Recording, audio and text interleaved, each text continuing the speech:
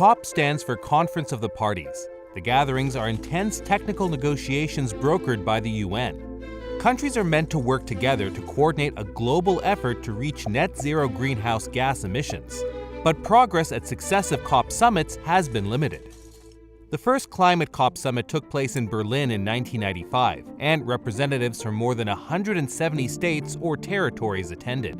2 years later, at COP3 in Japan, countries agreed to the Kyoto Protocol, in which 37 industrialized states or territories were legally bound to start reducing their emissions. But the biggest polluter at the time, the United States, refused to ratify the agreement because it didn't oblige developing nations like China to cut emissions. And without the United States and China on board, the Kyoto Protocol began to crumble. Then at COP21 in Paris, there was a breakthrough. The Paris Agreement was adopted by more than 190 parties, including the US and China. Its ambition was to limit global warming to well below 2, but preferably 1.5 degrees Celsius above pre-industrialized levels.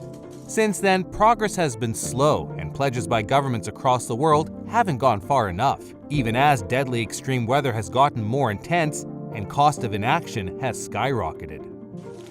At COP26 in Glasgow, countries signed an agreement that for the first time acknowledged the role of fossil fuels in the climate crisis. But the conference also had its shortcomings. India successfully demanded that the final agreement would commit countries to phase down rather than phase out planet-heating coal.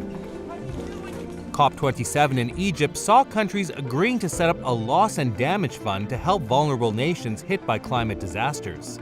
But while the intent to limit warming to 1.5 degrees Celsius was reaffirmed, progress so far has fallen far short of where scientists say it needs to be.